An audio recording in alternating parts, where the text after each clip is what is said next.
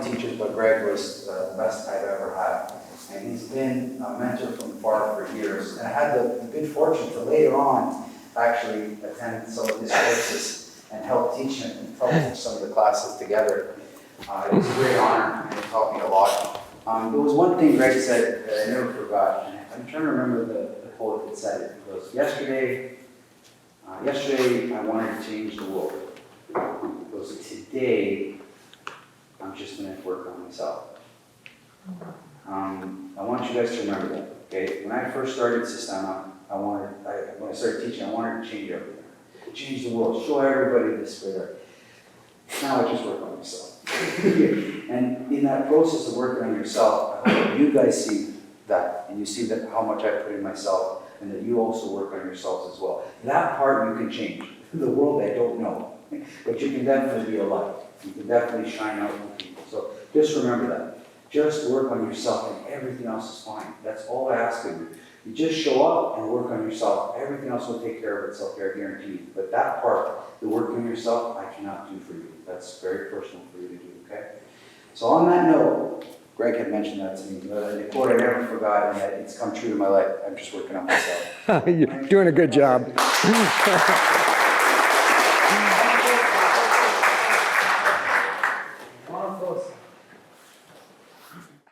I just want to say that I always thought great teachers made great students. But from watching Emmanuel's evolution into a great teacher, I realize it's great students that make great teachers. And I think he's blessed, fortunate, lucky, and happy to have students like you, because I watched the intensity, I saw the commitment, I enjoyed the flexibility and the play, but I also saw the seriousness of intent, and I saw you were working on yourselves while you were playing with your partners. So this is a class on mastery, and that I prepared some notes for it, which I'm going to go through very quickly, but I have some observations, and I want to say a couple things. One is, although I had nearly 4 decades at York University in the Faculty of Health and the School of Kinesiology and Health Science, as a tenured professor, I used to tell my students, I have degrees in 5 areas, but I teach in a 6th for which I have no credentials, so your first degree in life should be theater arts. I'd recommend specializing in improv, because as an adult, your entire life is unscripted. But I wanted to say that before I did that, I was a finished carpenter in the trades, working in mostly high-end homes. So I want to comment on a remark that Emmanuel gave you as an image. We did talk about hammers. The old timers, when I first started, I carried 50 pounds of tools around because they were all new and I wanted to show everybody I had them. Going up and down a 40-foot ladder 20 times a day with 50 pounds of tools, you realize the old timers carry a hammer, a nail belt, and so I was a goof, you know, but when you're 20, that's what you're like. But I just wanted to say that in the trades, we had a saying, if you can't fix it with a hammer, then it's an electrical problem. But my students thought I was a great teacher because I told them, I said, the reason you think I'm a great teacher is because my best teacher was Miss Bloomquist, but that was senior kindergarten, and after that it was all downhill. So I basically had 12 years of schooling by terrible teachers, so I knew what not to do. And that should be my intro to mastery, because I want to talk about what it actually means and why it's a worthwhile goal for you, but it requires a lifetime of commitment. And if we want to talk about Emmanuel's, well, I think brilliant, you have to say that the first screen of before is actually your childhood and your adolescence. The second, the process, is your adulthood and your maturity. The third is after, which is your elderhood, your seniority, your elderhood, and then the end of life. And that one of the reasons why Emmanuel asked me to come is because last November, in the middle of the month, I got a diagnosis of stage 4 prostate cancer that the urologist said to me, the first words out of his mouth is, well, it's fatal. I said, oh, what a relief. You know, because I asked him not to sugarcoat anything. I said, I've spent my entire life trying to face what is. I started boxing when I was 14 years old because my father thought I was such a shrimpy little kid I was going to be beaten up in an all-boys Catholic school where I learned a lot about sadism, masochism, cruelty, and evil. But in fact, so I've been in combative sports and arts all my life. In fact, Emmanuel came as an instructor for 2 courses I designed because I saw my students were graduating convocation after convocation with textbook knowledge only. They didn't have experiential learning. They didn't embody the ideals and the principles of our field. And I felt that was a huge vacuum for us.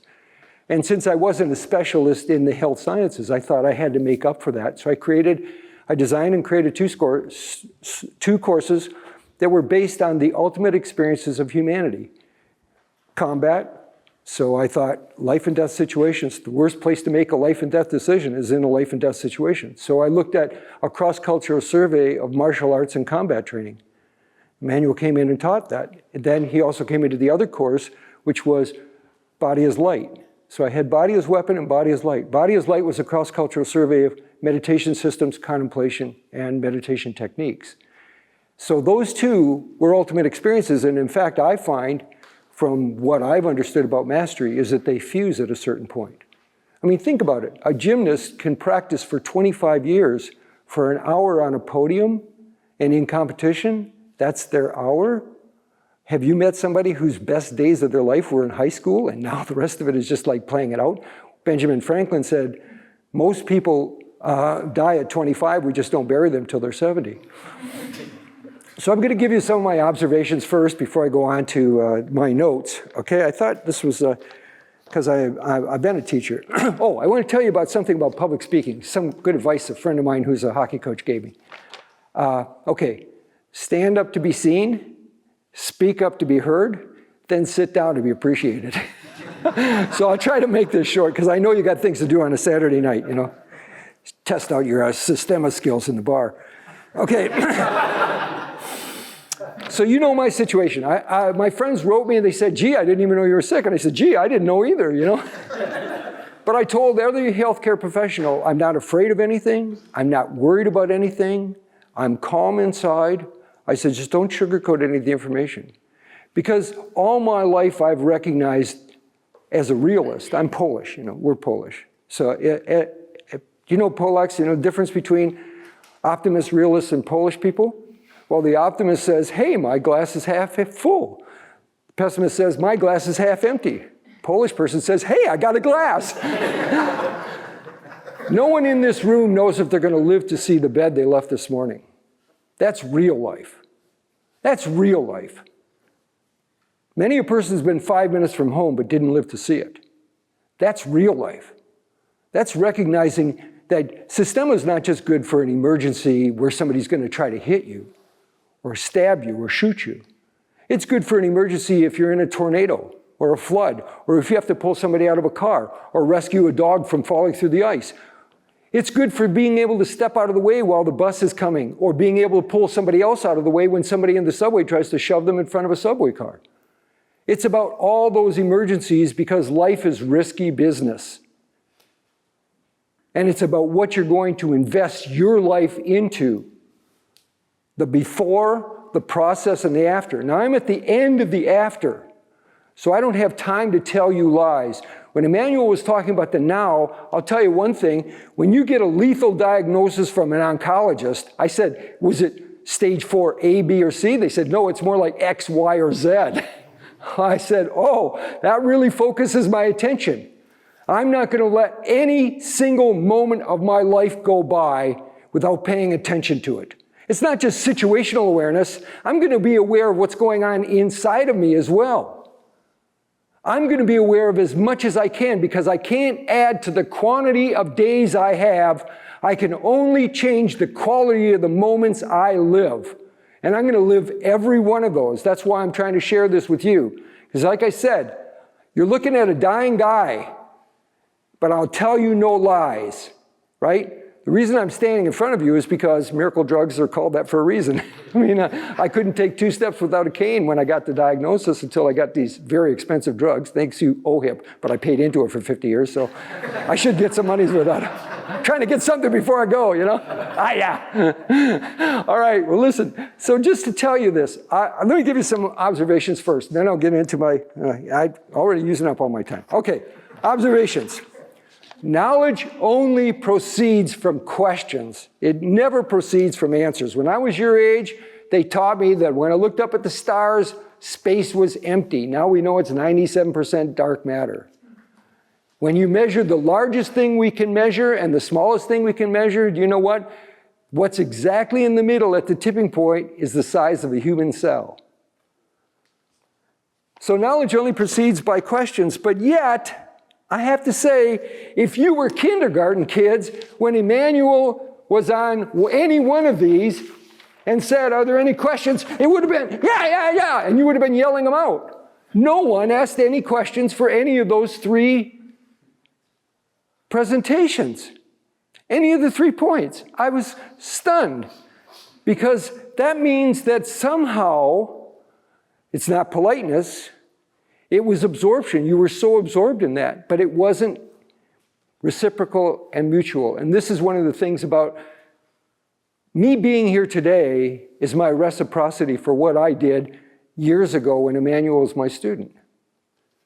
And life is strange that way. There is amazing reciprocity, and I think Systema is based on reciprocity. And we're a mutual and reciprocal society. Somebody offers you respect, you're going to most likely pay them back with respect, all right? If they offer you insult, you're going to pay them back with insult. If somebody pushes on you, you're going to want to push them back, all right? We know that phenomenon. How do you keep out of that spiral? Systema gives you the keys, right? Move, breathe, courage, strength, believe, focus, have fun, know yourself. Those are all incredibly important and essential. But to be a master, which one is the most important? Which one of those banners is the most important? Tell me. Which one is the most important? It's actually breathe. Secret of life is to breathe, right? We live in a world of 3s. You can go 3 minutes without a breath on average. You can go 3 hours in hypothermic conditions without expiring. You can go 3 days without water. You can go 3 weeks without food. You can go 3 months without Systema. But you violate those 3s and you're in deep trouble.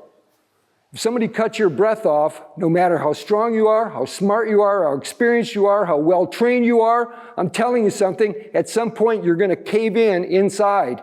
Why? Because you can't breathe. So the secret to life, as Greg Malszecki always says, is to keep breathing. And breathe. When you walk in here, you're walking around, okay? Before you even start talking to other people, you put breathe in front of every one of those banners. Breathe, move. Breathe, breathe. Breathe courage. Breathe strength. Breathe believe. Breathe focus. Breathe have fun. Breathe know yourself. Then you can start talking because you've covered the whole range of what Systema is training you to do. People misunderstand education. It's not about acquiring a job or knowledge or a degree or a goal. It's about making a decision about what you're trading your life for. I mean, I used to tell people, look, neither one of my parents went to university. I came from a working family. I was the first one in my family to go to university. My dad would have killed me if I had told him I wasn't going to go to university. Other people could quit. I could never think about quitting. But I'll tell you something. I used to tell my students, when I come through that door, I'm going to give you 100% of what I got. But I expect you to give me 100% of what you got. And if you're not going to do it, get out of the course, hit the bricks. Drop the course, or you can pass this course without ever coming to the lectures. Don't come in here and pollute and dilute the attention level of the other students who want to be here. Because attention is the most precious thing on earth. And that's why your situational awareness is the result of the amount of attention you can concentrate. There's a big difference in having laser eye surgery with a dull flashlight and doing it with a laser beam. I can charge you thousands of dollars to wave a dull flashlight in front of your eyes for hours, days, weeks. But if I do it with a laser beam, one pass is all I need.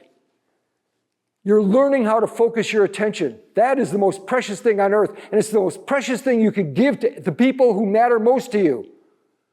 Don't waste it on those people who matter least to you. Okay. Handshake. The handshake. Handshake originated because it showed people you didn't have a weapon in your hand, right? That's why in martial arts, you hold your hands up in front. One hand is a fist. You've got the power to protect yourself, and one hand is loose and relaxed because you're ready to offer protection and solace, comfort, human respect to somebody else. Body awareness, all right? Remember what did Mr. Miyagi say? Always look eyes, okay? If somebody tells you, if your instructor tells you your feet aren't parallel, so your stance isn't good, do you look down at your feet? That's not a sign of mastery. You should have the body awareness to know whether your feet are parallel or not and adjust without looking. Inner awareness is as important as situational awareness. All right, now let's get on to the other ones. All right, evaluation of the seminar. Well, I was going to talk about that, but I'll skip that. All right, feedback on your intense participation and the joy of effort. This is what I saw in this entire demonstration today of you. I saw you demonstrating the joy of effort, and that's when the best results come. And my words to you are, what is mastery? Mastery is about doing your best whether you feel like it or not. And that requires training. Because the lower self, as Emmanuel says, fuck it, I don't feel like doing it. And I'm not going to do it. You know, or I'm going to go have a drink, or I'm going to lay down, I'm going to go to sleep. I knew a guy on the trains, I couldn't believe it. He spent 8 hours hiding underneath a staircase, so he had to do a day without working. And I said, yeah, but you had to hide under a staircase for 8 hours while everybody else was working. Like, that's degrading. That's self-degrading. And yet, think about how much time you waste on things that mean nothing to you, or mean nothing or do anything for anybody else. It's wasteful. Life is not to be wasted. Believe me, take it from my perspective. I don't have a lot left. When I got the diagnosis, they couldn't even tell me if I was going to make it to Christmas. I mean, you know, what do I want for Christmas? Oh, a casket? No, I'm not. I willed my body to science. I did. My family wants to know why I'm giving my cadaver away. I said, well, I don't have to stop teaching just because I'm dead. Anyhow, okay, a couple other things. My notes on mastery, flawed as they are, I made up a list for people. Emmanuel told me there'd be 15 people here. I thought, oh, I'll run off 20 of these. Well, I did it this morning, okay? But now I noticed that there's 8 errors on here. No. Well, we'll send them out to you. Don't worry about it. Everybody will get one. But I have to say this. There is no maximum to the potential you have. You'll never max out assuming that you are trying to attain mastery. But there's no perfection either. I can tell you this, I'm 73 and a half years old. You're never too old to make a basic mistake. You know, when my kids were young and I disciplined them, 5 minutes after I told them to be more careful and not spill their milk, I would go ahead and knock the milk over on the table myself, and then I'd have to look in the mirror and say, well, okay, Dad, you know, who's going to tell you not to do that? Okay. All right, so I got a couple other things here. All right, so I didn't do any spell check. I summarized my notes. All right, here's my notes. I'm going to read them off really fast. A master is one who has ability and power to prove supremacy or superiority. It's a command of actions. That person is in command of themselves in every situation. A person becomes a master through deliberate practice. That's purposeful practice over a long period of time with focused effort and deep understanding of principles, encoding strong mental representations into their trained physiology to activate their human potential to improve their performance as long as they train in the right way. They have to seek feedback to identify their weaknesses and strengths. They have to model themselves upon others who have chosen to do the same work with the same intensity, and they have to apply tremendous effort to achieve certain defined goals. How much you improve depends upon you. You're the only one. There's no point at which your performance will ever max out. You will never say, I'm perfect. No one can. But I have to say this, every champion has a coach. Why? Because coaches will tell you what you don't want to hear. They will show you what you don't want to see, and they will let you know what you don't want to know. But if you don't do that, even for a very small 1% of performance improvement, you will not improve. In all my years of teaching, I have observed maybe 35,000 students.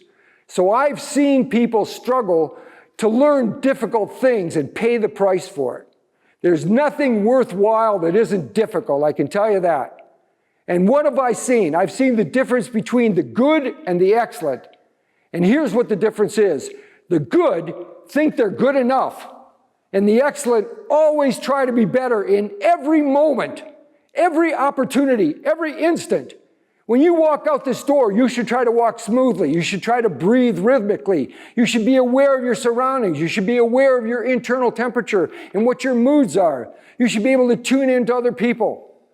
I'm an expert in listening skills. I've been a listening skills consultant. I got my diagnosis after I gave 2 presentations to swim coaches in California.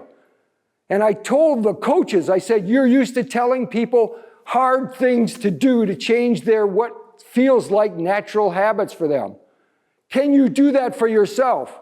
So I asked them, how many coaches here have had a team meeting where they did all the talking and dismissed the team without hearing anybody? They all raised their hand, 2,500. How many coaches here have had a team meeting where they listened to everybody on the team before they said a word? Nobody raised their hand. I said, okay, do you know something? That when Facebook did an analysis of life goals from all the Facebook users in the world, they found out that becoming an excellent listener was not one of the top 75.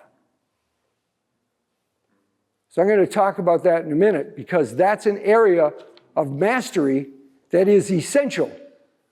Because from all of my experiences in combative arts, combat training, martial arts, you have to pay attention. You have to listen to what's going on inside of you, and you have to listen to your body, but you also have to listen to what other people are saying. In boxing, you want to hear your opponent mouth breathe, because as soon as they're mouth breathing, then you bury them with punches so they can't breathe, because you know they're running out of gas, right? The mouth is for eating. The nose is for breathing. If you're mouth breathing, take a look at the book, The Oxygen Advantage. You'll see the key to breathing is not oxygen, because our blood carries 95 to 99% of the blood is saturated with oxygen. It's the carbon dioxide that impels us to take the next breath. How long can you hold your breath? I had a martial arts master come in and he demonstrated he could take 1 breath a minute for 10 minutes. I was teaching kinesiology students. They're at the peak of their fitness level. They're between the ages of 18 and 24. No one in that class of 50 students could do that. They were all passing out. Why? Hyperventilation. You know what hyperventilation is? It's not too much carbon dioxide. It's that your body can't absorb any more oxygen because you're mouth breathing in and out too much. Okay, I'll finish with the notes and then we'll get on to that.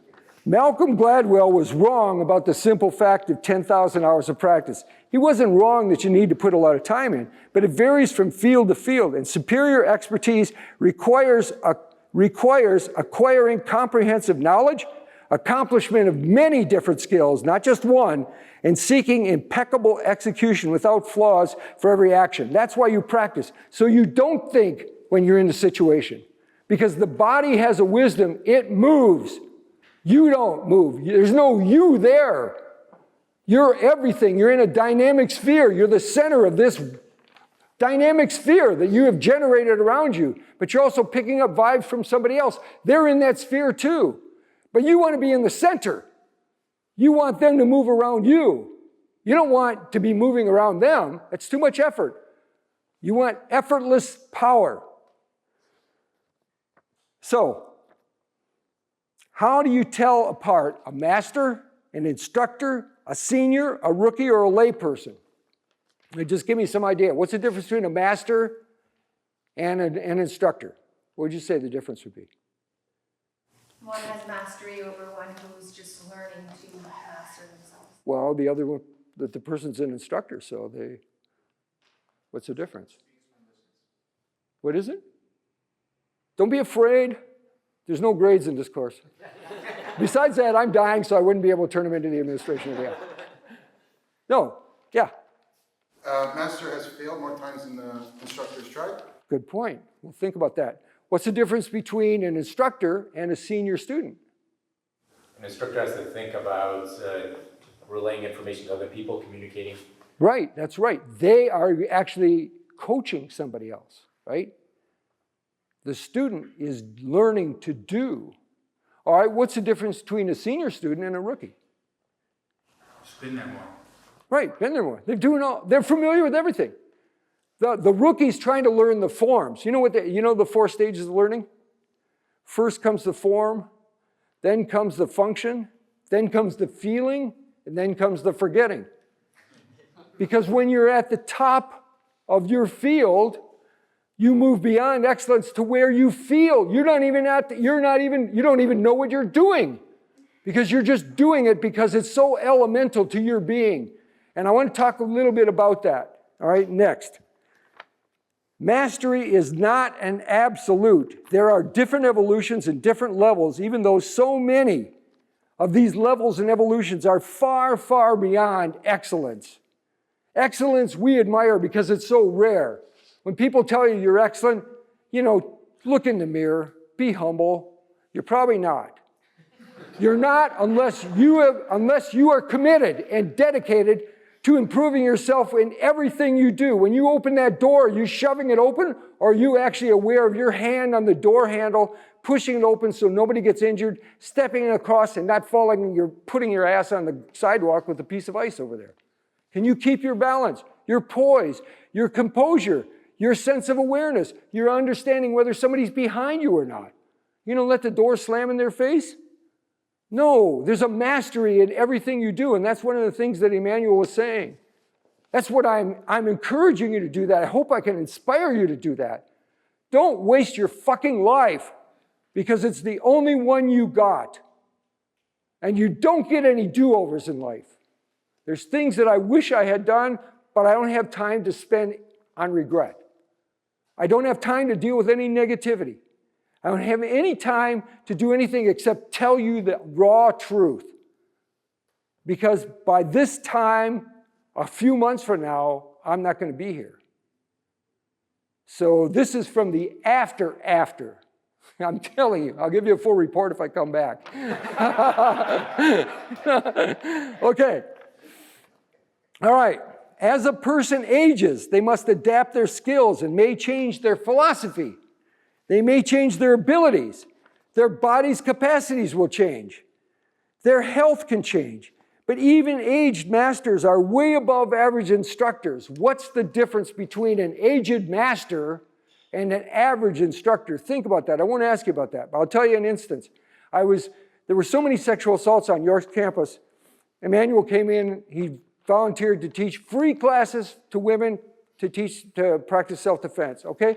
We got a few people, not nearly as many as, York has got 60,000 students. So I thought, this isn't really working. It's a waste of Emmanuel's time.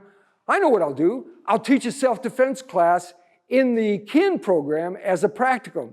Why? Because kin students are generally extroverts. They're going to show all their friends at parties and other places how to do it. They run teams, they coach kids.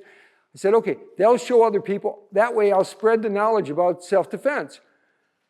And it was fabulous. I taught 3 classes in 3 different terms each year for 3 years in a row. I used to tell the students, I'm not the best person to teach you, but I'm the only one willing to. And I told them, if you have to use your self-defense skills, believe me, a life and death situation is not the place to make a life and death decision. So if you have to use your self-defense skills, you fail as self-defense because it's easier to stay out of trouble than to get out of trouble. So the thing is, the techniques you're learning, they're about training you. They're not going to prepare you for the situations that you're going to be in because those are unimaginable. And predators, believe me, have all kinds of advantages over anybody in this room right now. You know why? They love it. They feel better when they can make somebody else feel worse. They have an extremely high threshold of pain.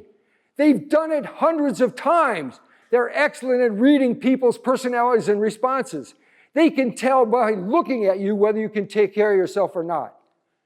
So in the middle of one of my demonstrations with one of the Canadian Forces combat instructors, we were kind of going to it, showing how to do ground fighting. But remember this, if the fight goes to the ground, it means you're losing. So the thing is, we were going at it, and you know what happened? My reptilian 16-year-old brain took over at some moment. I couldn't get the guy to flip. So he was toughing it out, and I was toughing it out. The students are watching us. So I just went for it, you know, all out. Yeah, that's the way I do everything, right? So I went to flip him, and of course I had to put my arm out, which dislocated my elbow. Everybody heard it go. I did get him flipped over, thank goodness. Okay, so I won. Of course, it started swelling up immediately, and I thought, oh my God, I better reset it. So I pulled it out, rotated it, put it back in, clicked back in. I said, well, we still got a half hour to go. I'm laughing about it. And the students, like, they were almost vomiting, you know, like, and my opponent says, no, we got to call EMS, you know. So I said to them, teachable moment, all right? I'm just a self-defense instructor, and I'm an old guy to boot. But I said, if I was a young buck and a predator, I want you to know that a broken arm, even an arm that was cut off, wouldn't stop me from wanting to kill you. Because you know what they say about knife fights? The loser dies in the alley and the winner dies in the ER. Fact is, that kind of an injury that you think would disable somebody in the training hall is not necessarily going to work on the street. Because those people love it. When I was boxing, I had an opponent. The guy was lethargic the first 2 rounds. I thought, I'm just going to kill the guy. So the end of the second round, I gave him everything I had, the biggest punch I had, man, my right cross, wham! The guy, his eyes lit up. It was like stepping on an alligator. I said, oh my God, this guy, pain is his trigger. He came alive. Now he's alive. Now he wants to kill me. So the next 2 rounds, I just spent running away from him. Honestly, it was all over. Okay, I got a couple more notes, and then we're going to do a few questions, and I'll let, sorry for going on and on. The thing or art you want to master will become your life if you decide to. Remember this, there's no such thing as goals. Goals are things you hope to accomplish in the future. They're only decisions. A decision is different than a goal. A goal, you say, oh yeah, I want to lose 10 pounds. A decision is, I'm losing 10 pounds no matter what it costs, no matter what I have to do, no matter how long it takes. Right? That's a whole different thing. That's when you're alive. I want you to live every moment of your life, not every day, every moment. You can't tell me 6 minutes from now what's going to happen, or 6 months from now, or 6 years from now. I don't know. I do know one thing. I won't be living long enough to see most of you have your next birthday. So what I'm telling you is straight from, this side of the crematorium. All right. All right. So you better be sure that it's something you really care about if you're going to dedicate your life to it. It demands ruthless driving effort. It demands complete self-discipline every day. It depends on dedicated laser-like attention and tons of time. Low levels of mastery take 12 to 15 years. Mid to high levels take 25 to 30 years. And confirmed mastery is 30 to 7 years. In the Chinese martial arts, no one ever gives themselves the title master. It's only given by other people. No one would ever say, I'm the master of this or that. No, you don't do that. Other people call you master because they recognize you are so far beyond excellence. All right, you need a blueprint of how you're going to get there. Plus, you must learn something every day to go beyond excellence in your chosen field. It's really hard work. It's unimaginably hard work. But you have to decide to do it every day. When you get up, as Emmanuel does in the morning, you don't just think about what's going to happen during the day. You think about what you're going to accomplish for yourself. One women's gym had a great sign painted onto their wall mural. It said, today I do what others won't do, so tomorrow I can do what others can't do. That's got to be your motivation. Your motivation is the only person you're competing against is the person you were yesterday, the person you were an hour ago. You want to be better at the end of this day than you were when you got up this morning from bed.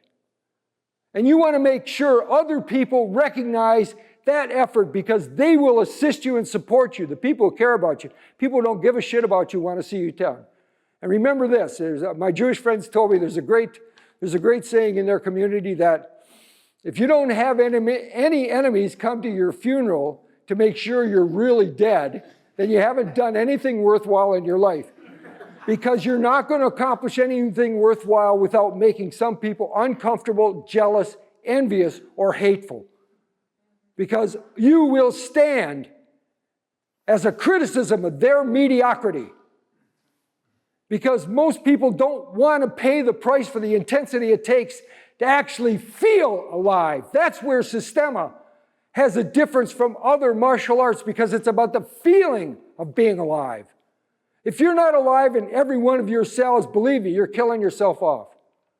How I got cancer, hell, I don't know. I'm going to blame the environment. Or maybe Trump. But I'll tell you what, why not? I'm sure he had something to do with it. Anyhow. All right, how to become a master. Here it is.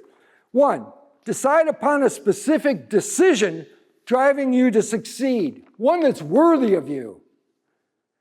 2, develop a strategy to help you achieve your goal. Think in terms of long-term success, nothing short-term. 3, start learning everything you can about your chosen field of expertise. Follow successful models. You got a great exemplar here. Be like him, walk like him, look like him. Oh, no, don't do that. Don't do that. Don't do that. No, be yourself. But follow the exemplars. Model yourself on them. See the people who are intent upon being beyond excellent. All right, 3, start learning everything you can about your chosen field. Oh, I did that already. All right, be dedicated to developing skills you need to be superior. Identify these and practice with deep work. Every work, you have to be alive to it. There are no toss-offs. There's no in-between. You have to be able to play it over in your head point by point afterwards, without notes. You have to be able to remember it. It's got to be that important to you. All right? You know the old martial arts training about the guy who wanted to know how hard he should train? So the martial arts master took his head and stuck it down into the river and held it down in there. The guy's struggling. He pulls his head back out. He said, "How do you feel?" I said, "I feel like I needed a breath." He said, "That's how hard you should want your training." With that same intensity. Okay. All right, 5, set milestones to evaluate and measure your progress. How did I perform today? Where can I improve today?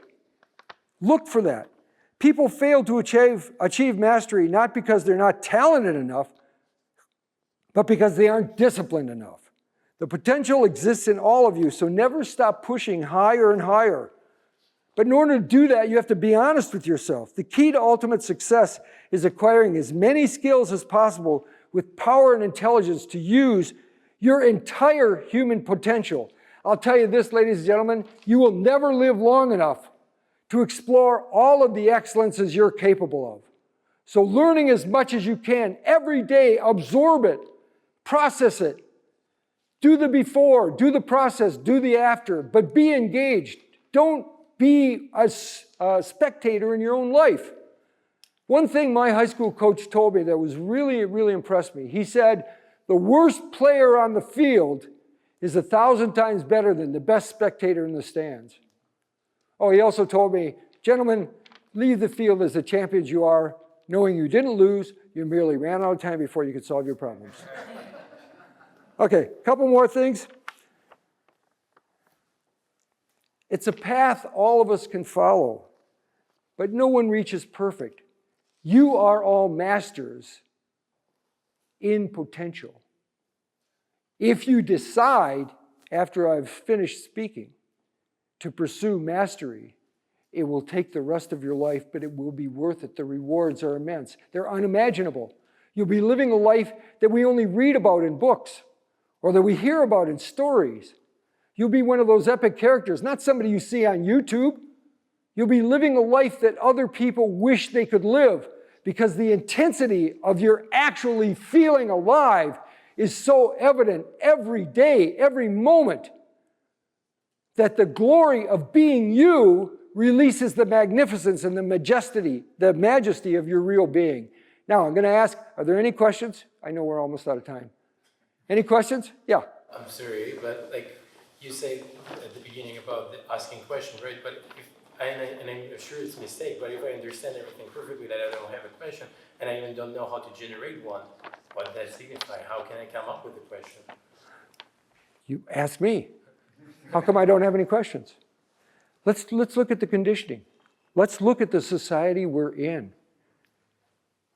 You had 12 years of schooling, right? Okay. You think the best way to raise a human being is to take a 6-year-old kid, put him in a desk 6.5 hours a day, 5 days a week, 9.5 months of the year, for 12 years of their life, and think you're going to end up with a happy human being who knows how to ask questions? How many questions were you allowed to ask in grade 1? Grade 5? Grade 8?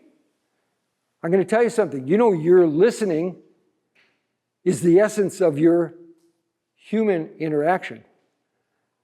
When kids go to school, they listen to 90% of what the teacher says in grade 1.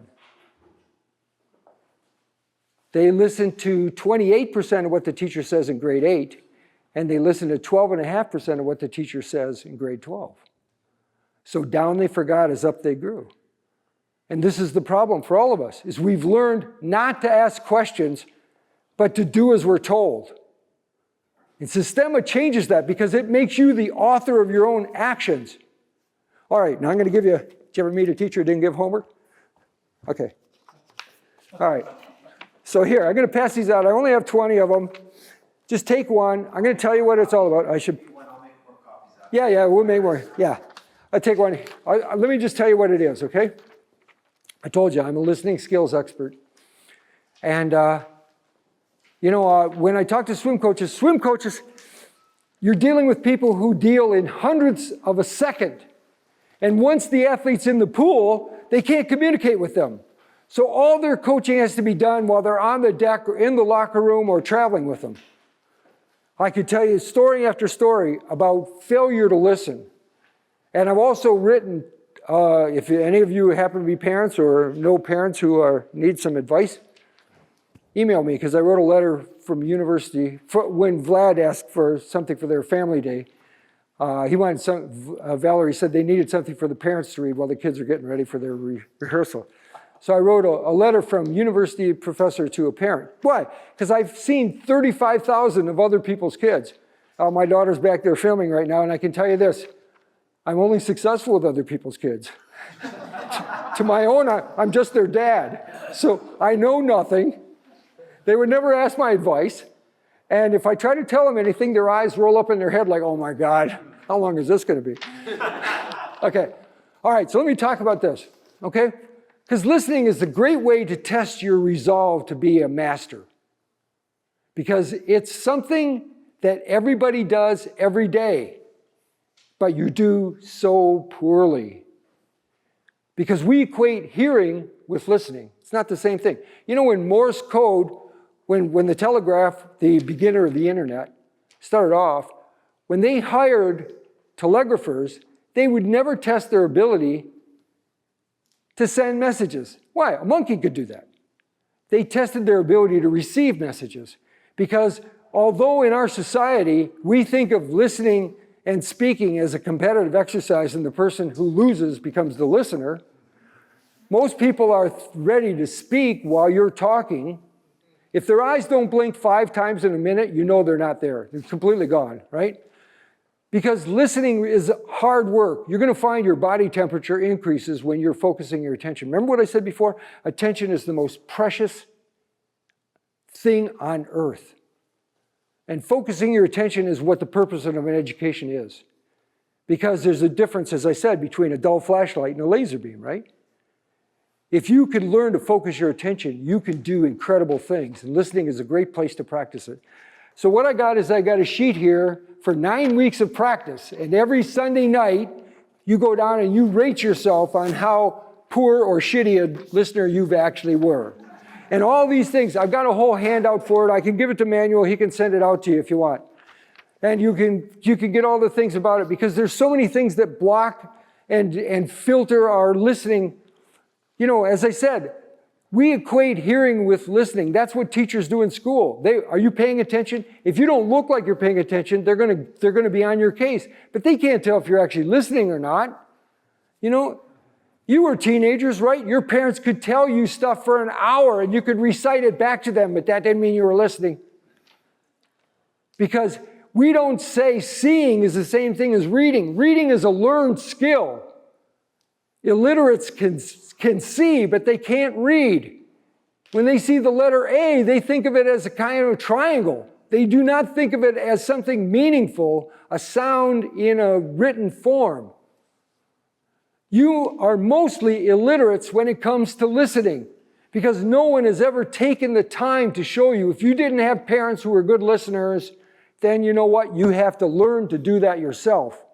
But you'll find, I guarantee you, if you actually start this, in 9 weeks, people will start telling you how much they love talking to you because you're such a good listener.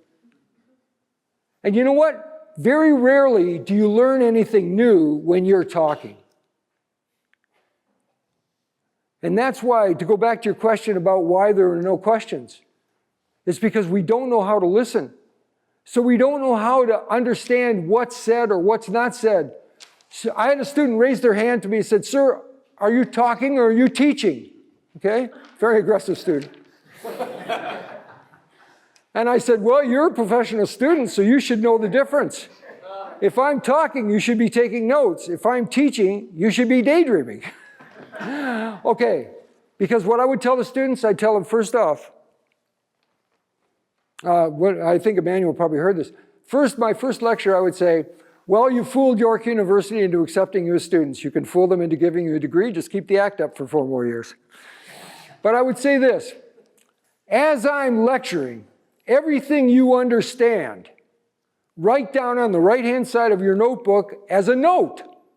Everything you don't understand, write down on the left-hand side of your notebook as a question. I said, you should have 3 times more questions than you have notes. And I said, then the last 5 minutes when most profs say, "Are there any questions?" you raise your hand, sit towards the front. Don't sit in the back where you're watching people buy shoes on eBay. You raise your hand. I said 3 great things will happen. First, you're going to get some of your questions answered in the class, and that'll benefit the whole class. Secondly, you're going to go to your prof's office to get the rest of your questions answered. That prof is going to get to know you, and they're going to answer your questions. They're going to tell you a lot more about the course than you ever will get from just the lectures. And third, the other smart students in class are going to say, "Hey, that's the same question I was going to ask. I want to study with that person." Because why? You want to be with the ones who are aiming to become excellent. You don't want to hang around with the mediocre people who are just on cruise control. Right? Unless your dad can pay $6.5 million to get you into an elite school. Not my dad. So follow through this. Give yourself, you need metrics. All right? Peter Drucker used to say, what can't be measured cannot be known. You need to measure your improvement, and you got to aim at improving. But that's only going to work if you decide to improve every day. I'm going to tell you something about listening too. We listen least to the people who mean most to us. Do you know the family dog gets talked to 15 minutes a day on average? The spouse gets talked to 6.5 minutes on average, and the kids get talked to 3 minutes on average. Think about it. Think about it. In your circle of relationships, do you spend the least amount of time listening to the people who mean most to you? How much do you really know about the people you live with? The people you care about? You know, we are very, very self-focused, but listening takes us out of that. And as I said, I have never seen a martial art where understanding the opponent and dealing with the situations that that opponent creates for you is not enhanced by the ability to listen. You're listening for their breathing. You're listening for the sounds they're making. You're listening for the sound of an impact on their body. You're listening for the sound of impact on your body. You're listening to whether your guts are singing and harmonized or whether they're scared and shrinking themselves down. One of the reasons why we say a person has no guts is because as bipedal, erect animals, We can't sink down on all fours like every other animal does to protect their vital organs when they're scared. You watch your dog or cat, when they're terrified, they're going to get right down to the ground. We can't do that. So what do? We suck our guts, all of our vital organs, in and up behind the rib cage, where they dislocate the lungs, cut off the air, push the heart out of place, pull the organs up so they can't function properly. Our endocrine system is totally screwed. Why? Because we don't want to present a target. And what happens? So we have no guts. That means we raise our center of gravity. That means we lose our sense of grounding. That means the head is filled with blood that can't rush down to the rest of the body. That means there's no flow, there's no breath, there's no movement. We can't step off of the X. Because although psychologists will tell you it's either fight or flight, it's actually 4 Fs. There's fight, there's flight, there's freeze, which is what most people do, and there's flow. Systema teaches you to stay in the flow. That breathing exercise was brilliant that you learned today. And if you learn nothing else but that will be your thermostat on whether you're in your comfort zone or not, on whether you're going to survive or not. I'm telling you something.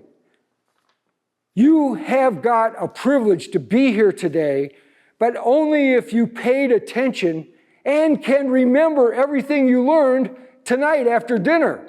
If you can't rehearse it mentally and remember anything, and I'm telling you something, I used to tell my teachers in martial arts, I said I come to every class with a beginner's mind. He said, oh, really? I said, yeah, because I forgot everything you taught me. But the fact is, how many times have you been to a class, had a great time, learned as much as you could, went home the next day, tried to practice something, can't remember anything? Why? Because you weren't focused in the deep work. You need to invest a lifetime into what you're learning. And the thing is, you're not just learning for yourself. I want to tell you this. You're going to save other lives with what you're learning here. Other people will be grateful. They're going to stay alive. They're going to enjoy their life. They're going to escape harm because you know what you've learned. You've mastered this art. When you master this art, you're a lifesaver. You're a life protector. You're a sheepdog in a world of wolves and sheep. And you're going to be able to help others who can't help themselves. They have no idea what to do. Most people are not ready for the unexpected. I always watch people's eyes, but I also try to keep their hands visible. If somebody's hand is behind their back, I assume they have a weapon. I also assume that there's more than one person who's a confederate of theirs who's going to hold me down. The last confrontation I had when 2 people were beating up 2 old guys, honestly, one of them was covered up to blood in their knees from kicking this guy who'd crawled underneath the car. The other one was punching a 79-year-old through the window. Why? Because these guys who were intoxicated, 2 brothers in their early 20s, asked them to move their car so they could back out of a Canadian Tire parking lot. 12 good citizens were standing on the side. Oh my, violence, oh my God, oh, blood, oh, it's terrible. Toronto. Well, I'm from Detroit, so, my wife said, you got to go up and help those guys out. It was me against them, so I thought I got to keep the slowest and dumbest one between me and the most cruel, wiry guy back there. So I tried to always keep them in a line. And then I had just changed from my carpenter job into a brand new white shirt. When the guy grabbed me and put a bloody handprint on my shirt, that got me pissed off. Okay, now I'm after him. And thank God, some very small 4'10" Tamil guy was off in the parking lot throwing rocks at him from a 90-degree angle. So they were a bit disturbed. And, he had cricket skills. I can tell you, man, this guy was an ace bowler. He could have won the world test. Honest to God, he was really hitting him in the noggin. And so then they broke and started running. Of course, every time they ran around the corner, I'm from Detroit. You think I'm going to turn the corner? No, I'm going to go out 20 feet because I know they're going to be right there waiting for me. As soon as I came around, bam, they're going to gang up on me. So the cop said, that was great the way you did it. Took 2.5 years to go through the courts. And one guy got off with suspended sentence. The other guy got 2 months in jail. They looked like St. Michael's choir boys when I saw them. All right? I said to the cop, how many cases like this do you have? He said, all of them. So the thing is, you are the protectors. You're not just studying this and dedicating yourselves to this art for you, but for all the people you love and care about, even those you don't know. I mean, all my life, I've been ready to give up my life to save somebody else's. So for me to lose my life at the end of it, I mean, I never thought I'd live to be this age anyhow. To stand here and be able to share this with you, it's really an honor and a privilege. I want to thank you for the attention you've given me. I want to thank Emmanuel for giving me the opportunity to talk to you. Not too many times you get to talk to a dead guy. But in fact, I have to say thank you so much. And remember this day, but remember to decide to become a master. You know, you'll never reach perfection, but you can certainly reach mastery, and that's far beyond excellence. But excellence means using every moment to improve, to become better, to learn as much as you can, to care about other people, and to care about yourself. You need 4 things: self-love, self-direction, self-discipline, self-respect. Thanks so much.